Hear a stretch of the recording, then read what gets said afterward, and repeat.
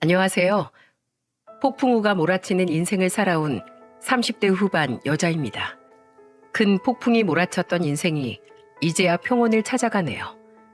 아직 그날의 상처와 아픔이 잔상처럼 남아있지만 이젠 이렇게 사연처럼 보낼 만큼 많이 이겨냈답니다. 인생의 동반자라고 믿어 의심치 않았던 남편의 배신은 저를 2번 죽이는 일이었어요. 분명 마음이 따뜻하고 배려심이 깊던 사람이었습니다. 물론 결혼 전이니까 장점이 더 크게 보였기 때문에 결혼을 선택했겠죠. 게다가 저보다 6살 연상이었던 남편은 어른스러워 보이고 배울 점도 많아 보였어요. 그런 점이 저한텐 멀리 봤을 때 같이 잘 살 수 있는 배우자라고 믿게 된 겁니다. 하지만 이혼한 사람들이 입을 모아 하는 말이 있지 않습니까? 연애랑 결혼은 하늘과 땅 차이라는 말이요. 제가 겪어보니까 이 말만큼 결혼을 제대로 표현한 말이 없는 것 같아요. 연애는 정말 장난에 불과하고 결혼은 정말 현실이더라고요. 무엇보다 절 힘들게 키워주신 엄마를 위해서라도 정말 잘 살고 싶었는데 면목이 없었습니다. 사실 저는 초등학교 4학년 때 아버지가 지병을 앓다가 일찍 돌아가셨어요. 그래서 엄마는 저희 3남매를 키우시려고 시장에서 작은 떡방앗간을 운영하셨죠. 어떤 날은 쌀보다 떡을 많이 먹던 때도 있었어요. 손님한테 팔지 못하고 남은 떡을 엄마께서 꼭 포장해서 집으로 가져오셨거든요. 남동생들은 한창 클 나이라 그런지 어머니가 양손 검은 봉투를 들고 오면 즐거워하면서 말했습니다. 엄마, 우리 먹으라고 떡 가져온 거예요? 그럼 우리 아들 먹이려고 엄마가 맛있는 꿀떡으로 가져왔지. 어때? 엄마 최고. 난 엄마가 주는 떡이 제일 맛있어요. 그래도 엄마가 매일 다른 떡을 챙겨 오시긴 했는데 저는 너무 질렸었어요. 그래도 막내 남동생은 맛있다면서 엄마가 가져온 떡을 맛있게 잘 먹었습니다. 저는 정말 떡이라며 지겨워서 동생들한테 모두 양보했었죠. 그걸 본 엄마는 저한테 따뜻한 목소리로 말하셨어요. 보경인 안 먹어? 난 괜찮아. 동생들 먹으라고 해. 우리 큰딸 오늘도 동생들 혼자 돌보느라 고생 많았지? 자, 이건 우리 큰딸한테 주는 선물이야. 엄마는 제가 떡을 안 먹는 걸 보고 왜 안 먹는지 물어보셨지만 이제는 제가 떡을 질려한다는 걸 알고 계셨던 겁니다. 그래서 저한테는 동생들 몰래 빵을 사다 주셨어요. 그때서야 신이 난 저는 엄마를 보면서 신이 난 목소리로 말했습니다. 우와, 엄마, 이거 진짜 나 혼자 먹어도 괜찮아? 그럼 우리 딸 맨날 혼자서 동생들 둘이나 보느라 힘들잖아. 엄마가 매일 바빠서 미안해. 그래도 힘든 거 있으면 언제든 엄마한테 꼭 말해. 아무래도 3남매니까 과자라도 하나 있으면 나눠 먹느라 제 몫은 거의 남지 않았어요. 그걸 알고 저한테만 몰래 간식을 주시기도 했답니다. 엄마는 늘 저한테 동생들 잘 챙겨줘서 고맙다는 말을 자주 하셨어요. 그 당시 엄마가 시장에서 밤낮으로 일하셔서 제가 동생들을 돌볼 수밖에 없었거든요. 대부분의 시간을 엄마 없이 3남매끼리 보내는 시간이 길다 보니까 저희 남매는 우애가 깊었어요. 엄마 혼자서 키우느라 경제적으로 어려움은 있었지만 항상 사랑을 느끼면서 클 수 있었습니다. 그렇게 성인이 된 저는 중소기업에 다니고 있었어요. 그러다 만난 사람이 대기업에 다니고 있던 6살 연상 남편이었답니다. 처음엔 아무래도 직업적인 차이가 있어서 작아지는 느낌이 들었어요. 남편과 1년이 넘게 연애하다 결혼 이야기가 나오니까 현실적으로 좀 위축이 될 수밖에 없었죠. 그래서 시댁에 인사 가기 전에 저는 잔뜩 긴장한 목소리로 말했어요. 어머님이 혹시 나 마음에 안 들어 하시면 어떡하지? 아직 널 본 적도 없으신데 그런 걱정을 뭐하러 해. 그래도 난 대기업도 아니고 남들 다 있는 아버지도 안 계시잖아. 그러자 남편은 전혀 개의치 않는 듯 당당한 목소리로 말했습니다. 난 사랑해서 만난 건데 조건이 문제될 게 있을까? 애초에 조건 때문에 못 만나겠다는 생각이 들면 그건 사랑이 아니라고 생각해. 그러니까 너무 안 좋게 생각하지 마. 우리 부모님도 그렇게 꽉 막힌 분들 아니야. 괜한 걱정하는 저를 남편은 걱정하지 말라면서 다독여줬어요. 그때까지도 저는 빈말인 줄로만 알았는데 시부모님이 절 너무 반갑게 맞이해 주시는 거예요. 그동안 남편이 저에 대해 잘 말했었는지 시부는 저를 보자 환하게 웃으시면서 인사를 해주셨어요.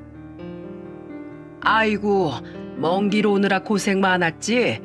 듣던 대로 곱기도 하네. 얘기 많이 들었어요. 아, 네네. 안녕하세요. 초대해 주셔서 감사합니다. 이건 작은 선물인데 제 마음이라고 생각하고 받아주세요. 그냥 빈손으로 오지. 뭘 또 이런 걸 사왔어? 시부는 제가 건넨 선물 가방을 받아들고 한박 웃음을 지으셨어요. 처음부터 반갑게 맞이해 주시니까 저도 긴장했던 마음이 조금씩 풀렸습니다. 그렇게 같이 밥을 먹고 차 한잔하면서 결혼에 대해 이야기를 나눴어요. 시모는 저한테 따뜻한 목소리로 조심스럽게 질문을 하셨습니다. 우리도 미리 사정을 들었어요. 친정아버지가 일찍 돌아가셨다면서? 네, 제가 초등학교 4학년 때 지병으로 돌아가셨어요. 아이고, 얼마나 힘들었을까. 친정어머니가 참 대단하신 분이네. 혼자서 이렇게 멋진 딸을 키워내신 걸 보면 참 대단하셔. 시모는 저희 엄마를 엄청 좋게 봐주셨어요. 특히 엄마가 방앗간을 운영하신다니까 주변에 떡 준다는 사람이 있으면 소개하겠다면서 가게 명함까지 받아가셨어요. 저를 정말 있는 그대로 인정해 주시는 시모에게 저는 감사하기만 했습니다. 옆에 있던 시부도 제 이야기를 듣고 단호한 목소리로 이런 당부를 하기도 하셨죠. 훌륭한 어머니 밑에서 자란 것 같아. 참 마음에 드네. 우리는 직업으로 사람 따지는 그런 사람 아니야. 직업에 귀천이 어딨어? 그러니까 기죽지 말고 사람이 무슨 일을 하든지 자기 밥벌이만 하면 되는 거야. 둘이 마음 맞춰서 잘 살면 그게 부부지. 시부가 그때 저한테 두 번째 부모라고 생각하라는 말에 정말 마음이 찡했어요. 정말 결혼이 가족 대 가족의 만남이구나. 그제야 실감이 났죠. 그때 정말 분위기가 너무 화기애애해서 자주 만나던 사이라고 해도 어색하지 않을 만큼 즐거운 분위기였어요. 특히 시모는 저한테 장난스러운 목소리로 남편의 어린 시절 얘기를 해주기도 하셨습니다. 내가 우리 아들 비밀 하나 알려줄까? 네, 저 너무 궁금해요. 사실 태연이 제가 공부도 안 하고 학창시절에 말썽꾸러기였어. 우리가 그나마 회초리 들어서 키웠으니까 저렇게 큰 거야. 안 그랬으면 지금쯤 백수신세였을 텐데. 난 지금도 제가 어떻게 대기업에 들어갔는지 모르겠어. 아주 신기하다니까. 정말요? 그렇게 말썽을 부렸어요? 그래, 난 나중에 커서 우리 등골 빼먹고 사는 건 아닌가 걱정까지 했다니까. 그런데 그 말썽꾸러기가 커서 이렇게 참아 며느리까지 데려온 거 보면 정말 사람 다 됐어. 이제 철들었나 봐. 역시 남자는 장가 갈 때쯤 철든다니까. 시모의 말에 저도 같이 웃으면서 즐거운 시간을 보냈습니다. 벌써 가족이 된 것처럼 좋은 시간을 보냈죠. 그 후 시모는 정말로 엄마가 운영하는 방앗간에서 가래떡도 사가고 지인 떡이 필요하면 엄마 방앗간을 연결해주기도 했어요. 그래서 엄마가 저한테 놀란 목소리로 전화했던 적도 있었답니다. 예, 보경아, 네 시어머니 지인이라는 분이 우리 방앗간에서 떡을 맞추고 갔어. 나야 고마운데 괜히 내가 짐이 되는 건 아닌가 모르겠다. 아니야, 어머님이 엄마 방앗간에서 가래떡 사간 게 너무 맛있어서 지인들한테 추천하시는 거래. 내 시댁이라고 생각하지 말고 그냥 손님이라고 생각해. 너무 부담 갖지 말고. 아무래도 엄마는 그냥 손님도 아니고 시모가 지인들까지 데려와 주니까 걱정을 했던 것 같습니다. 그래서 전 정말 괜찮다면서 엄마를 안심시켜 줬습니다. 그렇게 엄마의 걱정과 달리 저는 양가의 축복 속에 남편과 행복한 결혼식을 올렸어요. 좋은 시댁에 든든한 남편까지 제 결혼은 완벽할 거라고 믿었습니다. 그리고 남편은 저의 믿음을 증명이라도 하듯 정말 든든한 모습을 보여줬어요. 정말 남편으로서 가장으로서 손색 없이 역할을 다 해내던 사람이었습니다. 특히 제가 큰아들을 낳았을 때 가장 힘이 된 사람도 남편이었고요. 보통 부부들은 아이가 태어나면 많이 싸운다고 하잖아요. 하지만 남편은 퇴근하고 돌아오자마자 육아로 지친 저를 가장 먼저 챙겼습니다.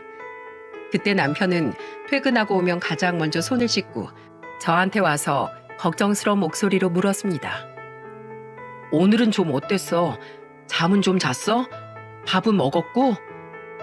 오늘 낮엔 좀 잤는데 이러다 밤에 또 안 자면 어떡하지? 걱정 마. 당신 피곤해 보이는데 좀 쉬고 있어. 당신도 일하다 왔는데 무슨 또 애를 본다는 거야. 우리 아들 보는 게 일도 아니고 원래 이만한 나이엔 아빠 목소리를 더 많이 들어야 좋대. 그러니까 걱정 말고 좀 쉬고 있어. 남편의 이런 작은 행동이 저한테는 정말 큰 힘이었어요. 아마 육아를 해본 시청자분들이라면 다 공감하실 겁니다. 100일의 기적이라는 말이 있을 만큼 아이가 100일이 지나기 전엔 정말 전쟁과도 같은 육아를 해야만 하잖아요. 그럴 때 남편이 이렇게 잠깐이라도 교대해주면 얼마나 편하겠어요. 그걸 저희 남편이 정말 군말 없이 잘해줬기 때문에 저는 육아로 남편과 싸운 적은 없었습니다. 이렇게 손발이 척척 맞던 저희 부부는 슬아의 아들을 둘이나 낳고 정말 여느 집 부럽지 않게 잘 살고 있었답니다. 하지만 그 행복이 어디 영원할 수만 있겠습니까? 행복한 동화도 결말이 있는 것처럼 제 행복도 그리 길지는 못했어요. 남편은 큰아들이 초등학교 입학하던 딱 그 시점부터 점점 다른 사람이 되기 시작했습니다. 부부가 살면서 가장 하지 말아야 하는 게 무시라고 생각해요. 특히 제가 자식들을 돌보느라 회사를 그만두고 집안일을 도맡아 했습니다. 그런데 어느샌가 남편이 그런 저를 은근히 무시하면서 말하더군요. 여보, 아침 밥상 반찬 이게 뭐야? 내가 나물 반찬 싫다고 했잖아. 일하러 가는 남편한테 이거밖에 못 차려줘? 아침부터 애들도 안 하는 반찬 투정을 하고 있어. 여기 생선 있잖아. 생선 먹어. 이쪽에 동그랑땡도 있네. 내 말 못 알아들었어? 생선 말고 고기라고, 고기.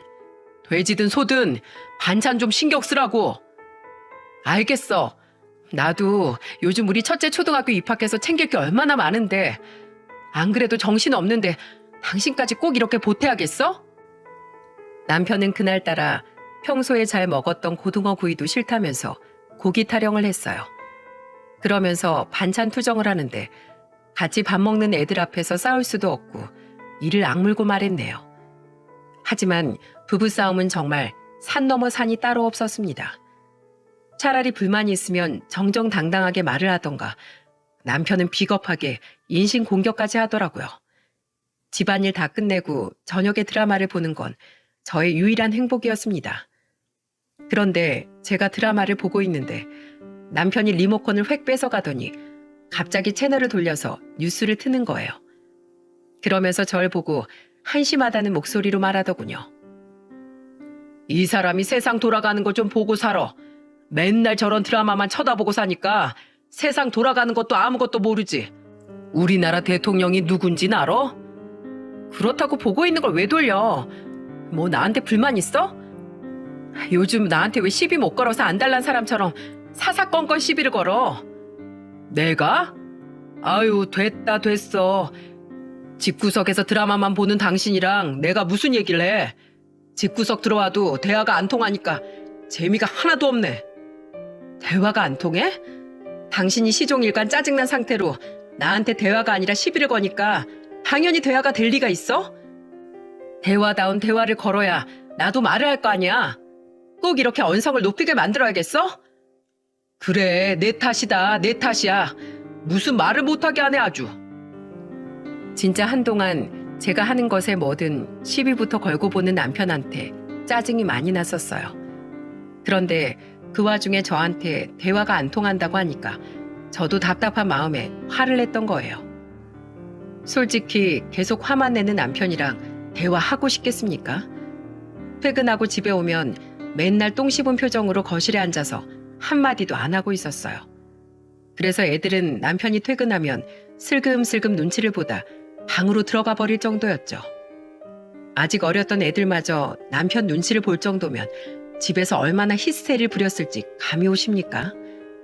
그 당시 남편은 집에만 오면 뭐 트집 잡을 거 없나 눈에 불을 켜고 찾는 사람 같았습니다. 그러다 한 번은 저한테 여자로서 너무 상처가 되는 말까지 서슴없이 내뱉었어요. 저녁 먹은 걸 치우고 분리수거하려고 잠깐 나가려는데 남편이 저를 보고 놀란 목소리로 물었습니다. 당신 그 옷 내 거 아니야? 그걸 왜 입고 있어? 내가 버리라고 꺼내둔 거잖아. 이거 목만 좀 늘어난 거 빼면 얼룩도 없고 깔끔하길래 내가 집에서 편하게 입으려고 안 버렸지. 왜? 버리라고 했으면 그냥 좀 버려. 네 남편이 능력이 없어서 돈을 안 벌어다 주는 것도 아닌데 왜 그렇게 궁상맞게 살아? 그런 옷 입고 나가면 결국 내 얼굴에 먹칠하는 거라니까? 이러고 나가면 누가 나를 본다고 그래. 당신이 오버하는 거지. 그리고 솔직히 우리가 결혼 8년차 정도 됐어도 그렇지. 목 늘어난 티 입고 있는 당신 보면서 무슨 생각하겠어? 그렇게 입고 있으니까 이젠 진짜 동네 아줌마 같아. 이젠 당신 봐도 전혀 떨리는 것도 없고 애들 엄마로밖에 안 보인다고. 집에서 이렇게 있으니까 남자들이 바람이 날 수밖에 없다니까. 남자는 여자하기 나름인 거 몰라? 지금 말 다 했어? 뭐? 바람? 그래서 내가 이렇게 입고 지내서 뭐 바람이라도 피겠다는 거야 뭐야? 아니 누가 지금 바람 피겠다고 이런 말 하는 줄 알아? 당신도 좀 꾸미고 있으라는 거잖아. 요즘 아줌마들도 아가씨들처럼 잘 꾸미던데 왜 그렇게 궁상이야? 자, 카드 줄 테니까 가서 옷이라도 사 입어. 진짜 카드까지 내밀면서 옷 사 입으라고 하는 남편이 황당했어요. 누가 옷 살 줄 몰라서 안 사겠습니까? 애들 교육비 앞으로 많이 나갈 테니까 저는 한 푼이라도 아껴서 돈을 모아두려고 그랬던 거예요. 솔직히 저도 여자인데 예쁜 옷 많이 사고 싶은 마음도 있었어요. 그런데 집에서 살림하는 제가 치마에 블라우스 사서 뭐 하겠습니까? 그거 차려입고 설거지할 것도 아닌데 정말 답답했어요. 그런데 저한테 이렇게 지적하던 남편은 신혼 초만 해도 몸무게가 60kg 후반이었죠. 그런데 결혼 생활이 지날수록 살이 찌더니 그때는 90kg가 넘게 살이 찐 상태였습니다. 물론 그때는 저도 출산도 했고 집에만 있다 보니까 살이 좀 찌긴 했어요. 신혼 초 50kg 초반이었다면 그때는 65kg까지 쪄 있었던 거죠. 그렇다고 해서 남편이 절 지적할 정도는 아니지 않습니까? 애는 내가 낳았는데 살은 왜 남편이 더 찌는지 이해가 안 가더라고요. 그러다 우연히 거울에 비친 제 모습을 보고 운동을 하기로 결심했어요. 예뻐지고 싶었다기보다 건강을 위해 시작한 운동이었습니다. 하지만 이렇게 관리하는 저와 달리 남편은 점점 더러워져 갔어요. 원래 남자들은 결혼하고 나면 이렇게 개념이 없어지는 건지 답답했습니다. 정말 얼마나 더러운 일들이 있었냐면 화장실 문제로 아이들도 혀를 내둘렀어요. 남편이 오랜 시간 화장실에 있다가 나오면 둘째 아들이 모르고 화장실에 들어갔다가 코를 막고 나오면서 저한테 칭얼거리면서 말하더군요. 엄마, 아빠 또 똥 쌌어. 아빠는 꼭 티를 내고 나온다니까. 나 엄마 방에 있는 화장실 쓸래. 그랬어? 그래, 그럼 안방 갔다 와. 저는 둘째 아들 말에 화장실로 갔습니다. 가보니까 남편은 변기에 똥을 묻혀놨더군요. 정말 더러워서 뒷정리 제대로 하고 나오라고 화내려다가 겨우 참았습니다. 지저분해서 화도 났지만 그래도 남편이니까 그냥 서로 그러려니 하려고 노력했어요. 그런데 정말 한여름에도 잘 안 씻는 남편 때문에 그때는 참을 수가 없었습니다. 옷을 아무리 깨끗하게 빨아줘도 이 인간이 잘 안 씻으니까 새 옷으로 갈아입은 티도 안 났어요. 그래서 출근 준비하는 남편한테 화를 내면서 말했던 적도 있습니다. 여보, 어제 목욕 안 했어? 대체 언제 씻은 거야? 어제 에어컨 켜놔서 땀 다 말랐는데 뭐하러 씻어? 뭐? 그래서 안 씻었다고? 당신 땀도 많이 흘리면서 대체 왜 목욕을 안 해? 찝찝하지도 않아? 에어컨 바람 시원해서 하나도 안 찝찝한데? 당신 너무 예민하다. 내가 예민한 게 아니라 당신이 더러운 거야.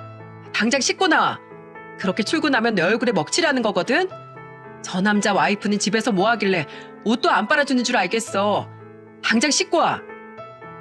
제가 타박하면서 말하니까 남편은 정말 억지로 화장실로 다시 씻으러 들어갔어요. 무슨 애도 아니고 씻으라고 해야 씻는 게 이해가 가십니까?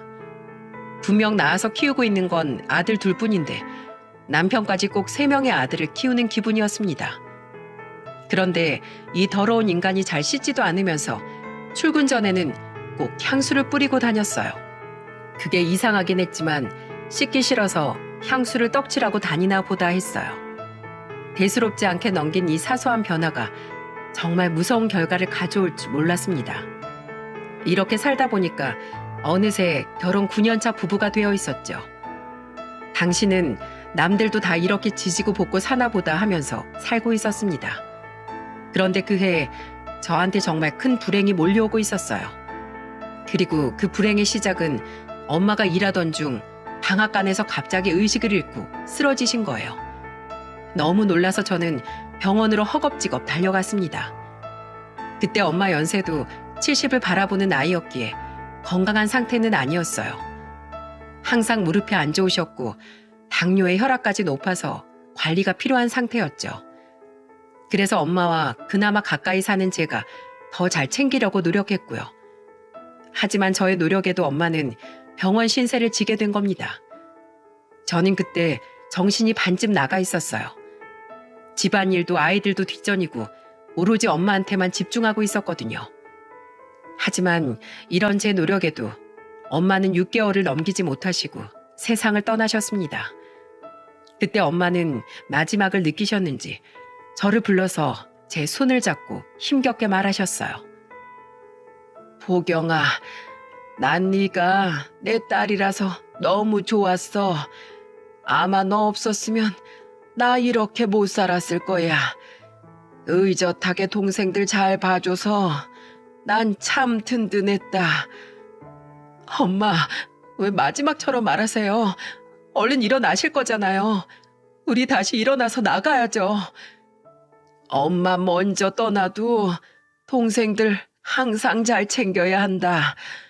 이제 우리 집안의 큰 어른은 너야. 그러니까 동생들하고 우애 있게 잘 지내길 바란다. 엄마는 너희들이 잘 지낼 거라고 믿는다. 엄마, 안 된다니까요?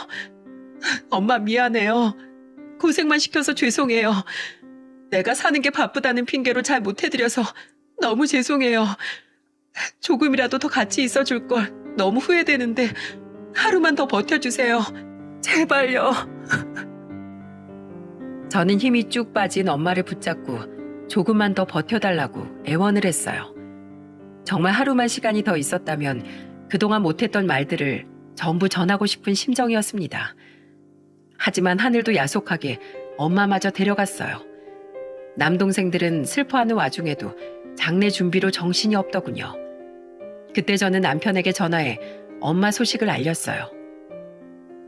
여보, 조금 전에 엄마 돌아가셨어. 뭐? 장모님이? 갑자기 이게 무슨 일이야? 당신 지금 좀 빨리 와줬으면 좋겠어. 장례 준비도 해야지. 그래도 당신이 우리 집 큰 사위잖아. 어떡하지? 나 급하게 지방 출장 왔어. 미리 좀 말하지. 당신 지금 그게 무슨 말이야? 우리 엄마가 돌아가실 날짜를 정해놓고 가셔? 원래 장례는 갑자기 생기는 거야. 이런 일에 시간이 정해져 있겠냐고. 됐고, 당장 와. 그냥 빨리 와서 장례 준비 도우라고. 회사 일인데 그러면 나보고 어떡하라고? 나 이거 내일이나 갈 수 있어. 내가 팀장이라 내가 없으면 안 되는 프로젝트란 말이야. 나도 진짜 답답하다. 장모님 마지막 길 배웅도 못하는 내 심정은 편하겠어? 우선 처남들이 있으니까 하루만 좀 참아. 내가 일 보고 내일 오후에 갈게. 나 지금 회의 가야 되니까 좀 끊을게. 미안해 진짜. 처남들한테 말 좀 잘해주고. 남편은 회의에 들어가야 한다면서 제 전화를 그대로 끊어버렸습니다. 그 순간 전화를 끊는데 속에서 천불이 나더라고요. 아무리 중요한 프로젝트가 있어도 하나밖에 없는 장모님 장례를 이런 식으로 떠넘기는 게 너무 실망스러웠습니다. 일도 중요하지만 하나뿐인 가족 장례에도 달려오지 않는 게 정말 화가 치밀었어요. 그래도 그 순간 제가 할 수 있는 건 그 인간을 믿고 기다릴 수밖에 없었습니다. 결국 저는 동생들과 같이 장례식을 준비하고 조문객을 맞이해야만 했습니다. 남편한테 화도 나고 실망이 컸지만 저는 장례식장을 찾아주는 많은 조문객들을 맞이하면서 힘을 얻었어요. 그동안 엄마는 동네 형편이 어려운 사람들에게 은혜를 베풀고 지내셨습니다. 독거노인이나 결식아동, 한부모 가정 등 어려운 이웃을 위해서 떡도 나눠주고 생필품이나 라면 같은 걸 후원하던 참 좋은 분이셨어요. 그래서 엄마의 도움을 받았던 많은 분이 와주셨습니다. 그때 엄마와 같이 일했던 친구분도 오셔서 저한테 엄마 이야기를 하면서 울면서 말했습니다. 아이고, 보경아, 이게 다 무슨 일이야? 니네 엄마가 왜 이렇게 급하게 간 거야? 세상에 저렇게 좋은 사람이 왜 그렇게 빨리 간 거야? 아주머니 오셨어요. 이렇게 와주셔서 너무 감사합니다. 감사는 무슨 감사야. 내가 당연히 와야지. 너희 엄마 사회의 모범이 되는 그런 사람이었어. 너도 잘 알지? 너희 엄마만큼 좋은 사람 본 적이 없다.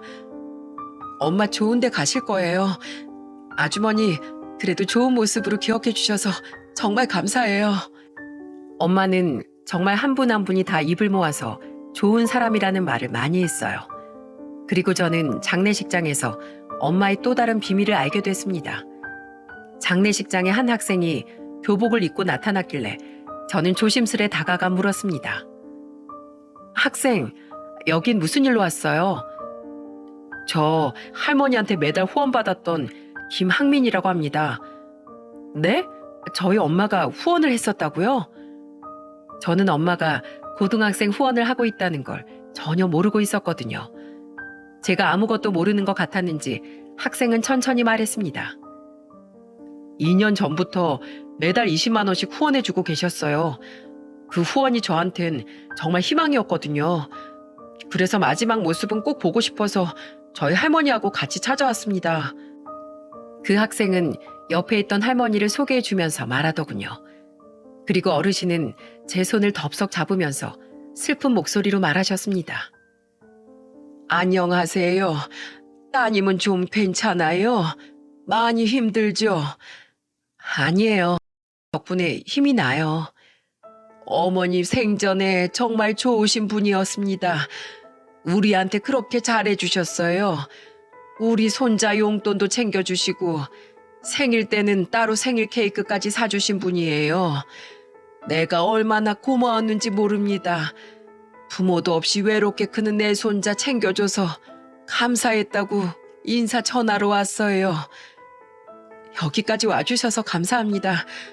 저희 엄마가 학생을 좋게 봤었나 봐요. 앉아서 식사라도 하고 가세요. 학생 잘 먹는 모습 엄마가 다 보고 계실 거예요. 엄마와 각각의 인연이 있던 분들이 정말 많이 와주셨어요. 그때 많은 조문객이 와줬는데 대부분이 엄마에게 감사했던 일을 이야기하면서 마지막 가는 길 외롭지 않게 배웅해 주셨어요. 그리고 많은 조문객을 맞이하면서도 남편이 끝까지 안 온다는 게 정말 기가 막혔습니다. 정말 어이가 없어서 별 생각이 다 들던 와중에 양복을 차려입은 한 남자가 장례식장에 들어오는 게 보였어요. 그런데 엄마 손님 같지 않았던 게 다른 사람들은 조문하고 엄마를 찾았지만 그 남자는 저를 보자마자 조문도 안 하고 저한테 오는 겁니다. 그러더니 대뜸 저한테 단호한 목소리로 물었어요.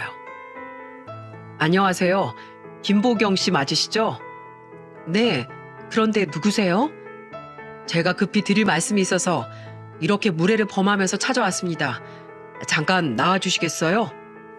네? 지금요? 보시다시피 제가 자리를 비울 상황이 아니라서요. 지금 저랑 같이 밖에 나가지 않으시면 평생 후회하실 겁니다. 그러니까 잠깐 나와주세요. 그 남자는 너무도 단호한 목소리로 저한테 잠깐 얘기 좀 하자고 하더군요. 갑자기 이게 무슨 일인가 싶어서 저는 우선 남동생들한테 사정을 말하고 따라갔습니다. 그러자 그 남자는 저한테 다급한 목소리로 말하더군요. 보경 씨, 지금 빨리 시댁에 가봐야 될 것 같습니다. 네? 갑자기 저희 시댁을 왜 가요? 지금 가시면 알 겁니다. 저랑 같이 가시죠. 가면서 제가 다 설명할게요.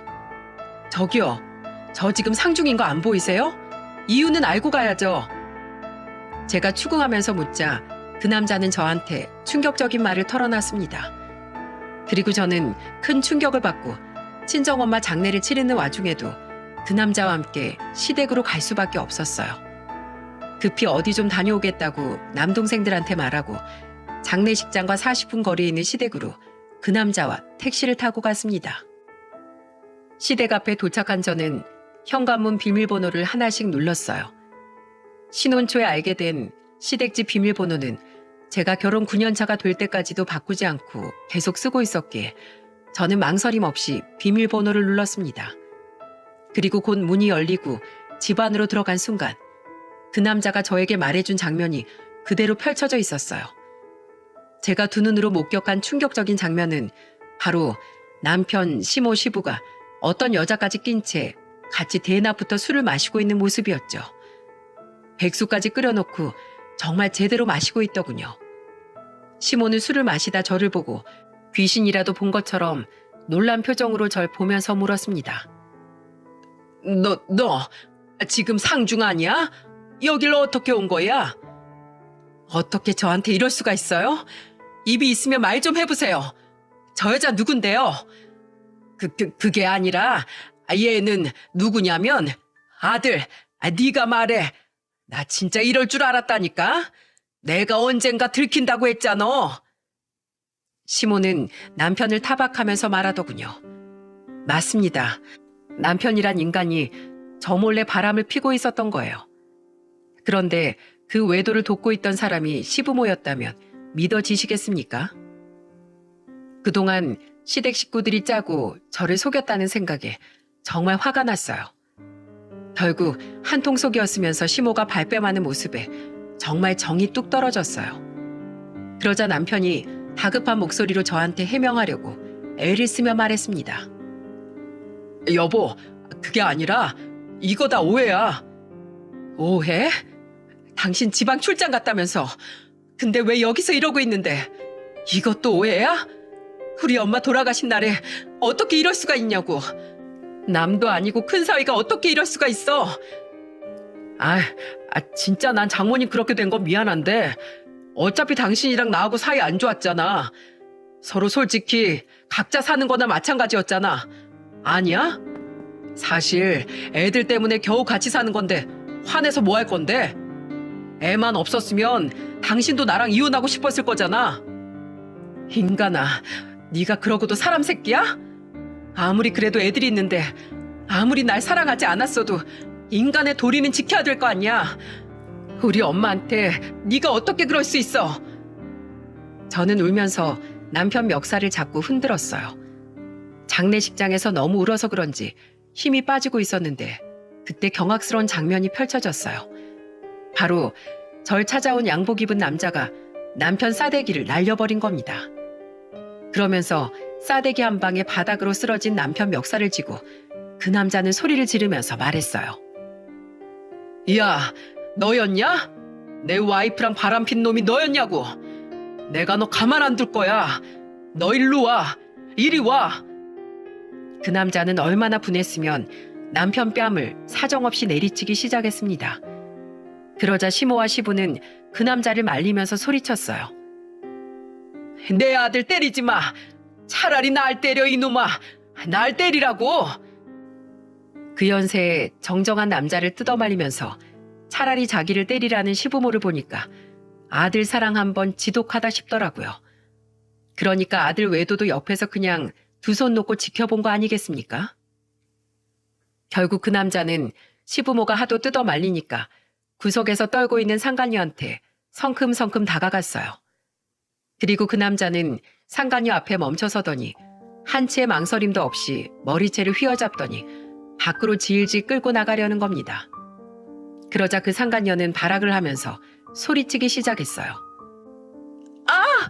여보, 나 머리 아프다고. 내가 너 한 번만 더 바람피면 어떻게 한다고 했냐? 가만 안 둔다고 했었지. 오늘부로 네 인생 끝난 줄 알아.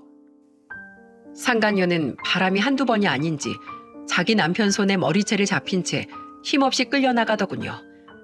그 두 사람이 한바탕 하고 나가자 저는 다리에 힘이 풀려서 그대로 주저앉았습니다. 그리고 시부를 보면서 악을 쓰며 소리치기 시작했어요. 이게 아들 사랑이에요? 아들이 바람을 피면 그걸 말려도 모자랄 판에 지금 뭐 하시는 거예요? 네? 애미야, 우리도 힘들었다. 근데 너희 이제 사랑하지도 않고 맨날 싸우기만 해서 곧 이혼할 거라고 하도 그러니까 딱 한 번 만났을 뿐이야.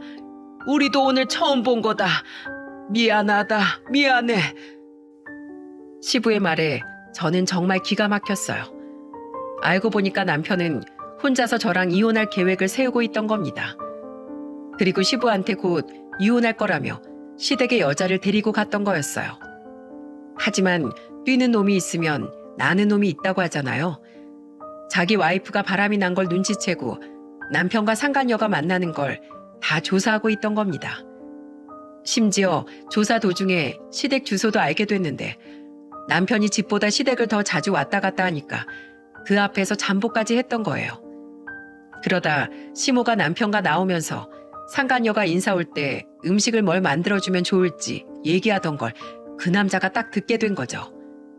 그때 시댁 앞에서 잠복하고 누가 출입하는지 전부 알아보고 있을 정도였으니까 시모와 남편이 나오는 걸 보고 뒤따라 붙었던 것 같았어요. 그 후 사람까지 써서 절 뒷조사하기 시작했는데 제가 딱 상중인 걸 알고 남편의 외도 사실을 폭로하려고 의도적으로 접근했던 겁니다. 정말 치밀하지 않습니까? 얼마나 와이프가 바람이 많이 났으면 아주 이런 쪽으론 도사가 된 것 같았어요. 그리고 저한테도 남편이 바람 피우는 걸 보여주려고 이렇게 시댁으로 같이 쳐들어오게 된 거죠. 그 상간녀는 남편이랑 같은 회사에 다니는 7살 어린 직원이었어요. 진짜 유부남 유부녀가 애까지 딸려 있으면서 이런 짓을 할 수 있는 겁니까? 아무리 저한테 정이 떨어져도 애들을 생각해서라도 그러면 안 되는 거 아닌가요? 도저히 이해할 수 없는 무개념 행동에 남편을 보면서 악을 쓰며 소리를 질렀습니다. 당신 두고 봐. 내가 오늘 우리 엄마 장례식 때문에 이대로 물러가는데 오늘 이 순간 반드시 후회하게 만들어줄 거야. 알겠어? 한순간 잘못된 선택이 당신 인생 어떻게 무너뜨리는지 똑똑히 지켜봐. 우리 엄마 장례식장이 아니라 여기서 저 여자랑 있던 거 평생 땅을 치면서 후회하게 만들 거야. 그리고 마지막으로 어머님 아버님이라고 부를게요. 이제 손주들은 어떻게 보실 건가요? 아들 잘못된 길로 빠지는데 동조한 거 절대 용서 못해요. 아시겠어요? 인생 똑바로 사세요. 알았어요, 아줌마 아저씨? 그 순간 저는 악에 받쳐 있었어요. 장모 마지막 길을 지킬 생각은 안 하고 남편이 저런 짓을 꾸미고 있었다는 게 너무 화가 나더라고요. 게다가 시부모까지 저를 바보로 만들었다는 사실이 저를 너무 힘들게 만들었습니다. 다시 장례식장으로 가면서 눈이 빨갛게 부을 만큼 울었습니다. 엄마를 잃은 아픔과 남편의 외도로 가슴이 다 찢기는 것 같았어요. 장례를 치르는 동안 저는 밥도 제대로 못 먹고 물도 제대로 마시지 못했어요. 그래도 엄마의 마지막 모습을 배웅하려고 쓰러져도 오뚜기처럼 다시 일어서야만 했습니다. 무엇보다 엄마 장례식장에서 그런 일로 울고 싶지 않았거든요. 그러다 엄마 장례가 끝나고 저는 그대로 쓰러져 버렸습니다. 눈을 떠보니 병원 응급실까지 실려온 저를 남동생 2명이 걱정스럽게 바라보고 있더군요. 그리고 제가 눈을 뜨자 다급한 목소리로 추궁하며 물었습니다. 누나 왜 그래? 그때 양복 입은 사람 누구야? 그 사람 누군데? 누나 그때부터 이상했어. 빨리 말해봐. 저를 걱정하는 동생들의 얼굴을 보자 저는 벅차올라서 눈물이 쏟아졌습니다. 그래서 결국 모든 사실을 다 털어놨어요. 혼자 끙끙 앓고 있을 때보다 털어놓으니까 속은 훨씬 시원했어요. 그러자 막내 남동생이 극대노를 하면서 소리쳤습니다. 엄마 장례식에 머리카락도 안 비추더니 사람 새끼 아니네. 누나, 절대 봐주지 마. 그리고 내가 시키는 대로 해. 이혼은 당연한 건데 그냥 이혼하면 내가 화병이 날 것 같아. 그런 놈은 사회에 발도 못 붙이게 만들어야지. 그래 누나, 나도 있잖아. 걱정하지 마. 우리가 누나 지켜줄 거야. 언제 이렇게 다 컸는지 제 일에 화를 내면서 달려드는 동생들이 듬직하더군요.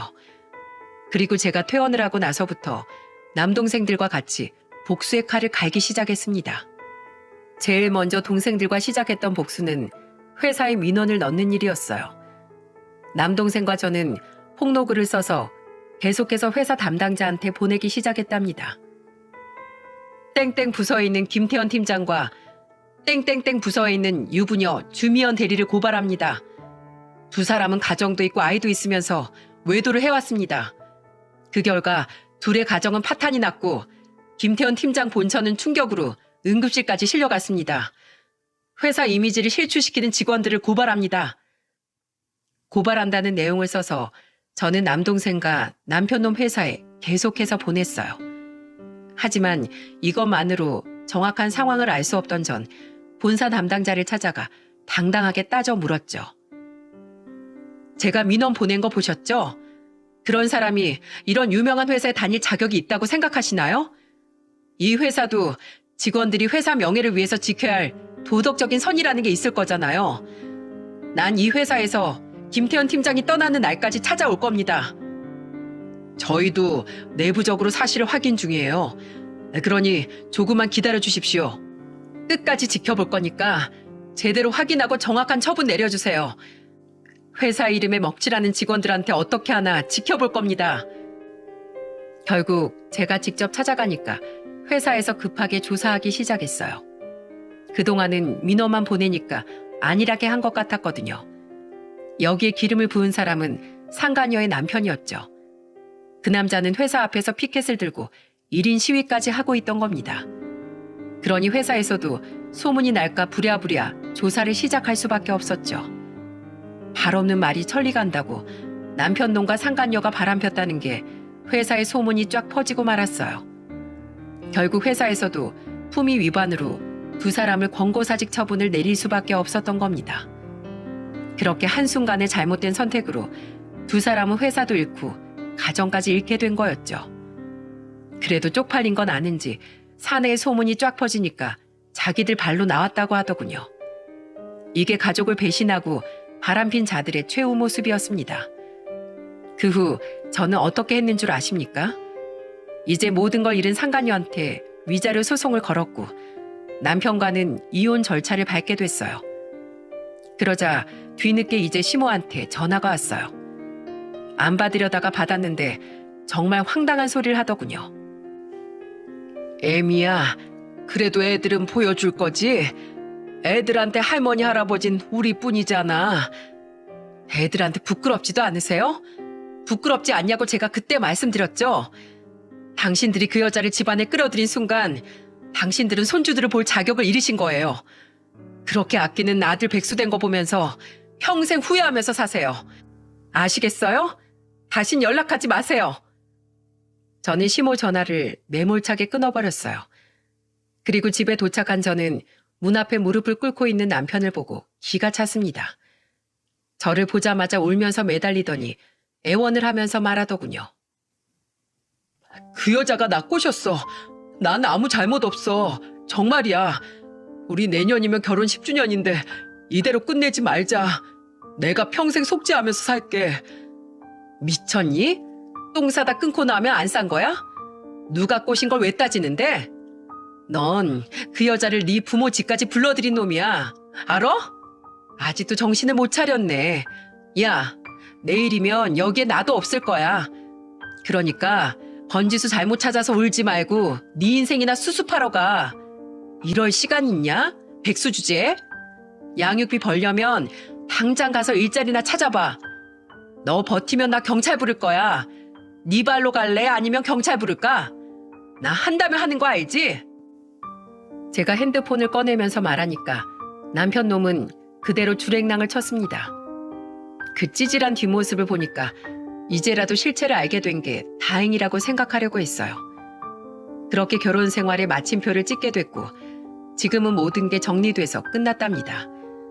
이사도 하고 아이들과 아주 잘 지내고 있어요. 무엇보다 애들이 아빠의 빈자리를 못 느끼는지 잘 지내고 있답니다. 생전에 어머니가 절 키워주셨던 것처럼 최선을 다해서 저도 아이들을 키우려고 합니다. 일주일 전 어머니 기일이었는데 마음도 안 좋고 한동안 힘들었어요. 그리고 납골당해서 저는 한 가지 다짐까지 했답니다. 비록 이혼했지만 저는 항상 당당하게 살아야겠다는 다짐을 했네요. 늘 어머니가 저한테 당당하게 살아가라고 하셨거든요. 그래서 제가 사연을 쓴 이유도 다시 한번 마음을 다짐하기 위해서랍니다. 엄마도 저한테 잘했다고 흐뭇하게 보고 계시겠죠? 저는 이제야 그날 일을 이렇게 털어놓을 수 있게 됐어요. 얼마 전에 들어보니까 남편 놈은 어깨에 소문이 쫙 퍼져서 아예 취업이 막혔다더군요. 그래서 시댁에 얹혀 살고 있다고 하는데 듣던 중 반가운 소식 아닌가요? 그러게 왜 순간의 실수로 인생을 망치는지 모르겠습니다. 저는 이제 그런 놈 털어내고 아이들과 잘 살아볼게요. 여러분들의 많은 응원 부탁드리겠습니다.